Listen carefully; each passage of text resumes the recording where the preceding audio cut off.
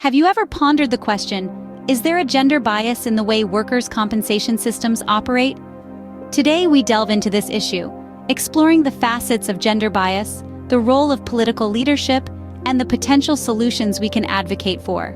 In a world where equality is increasingly championed, it's disheartening to recognize that gender bias still exists in workers' compensation systems.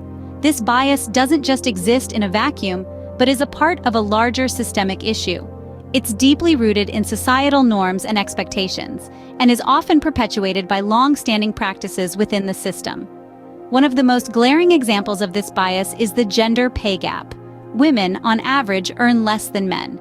This disparity in wages doesn't just affect the amount of money women take home each week, it also affects the amount they receive in workers' compensation.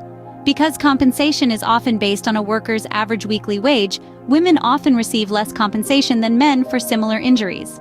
Discriminatory medical evaluations further exacerbate this issue. Often, women's health issues are not taken as seriously as men's. For instance, a woman experiencing chronic pain may be told it's all in her head, while a man with similar symptoms could receive a thorough investigation and subsequent compensation. Then, there's the issue of occupational segregation.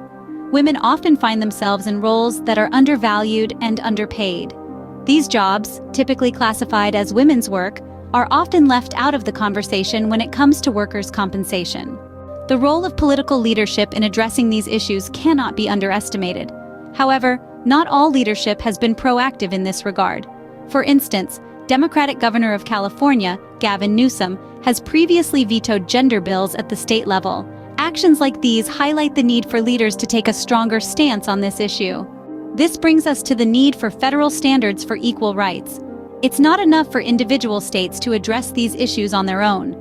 A federal standard would ensure that all workers, regardless of their gender or the state they work in, have equal access to workers' compensation.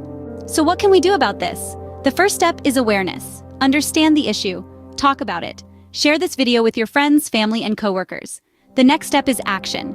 Write to your local and state representatives. Demand that they take action. Advocate for federal standards for equal rights. Remember, change begins with you. You have the power to make a difference. So, use your voice, stand up for what's right, and together, we can create a world where gender bias in workers' compensation systems is a thing of the past.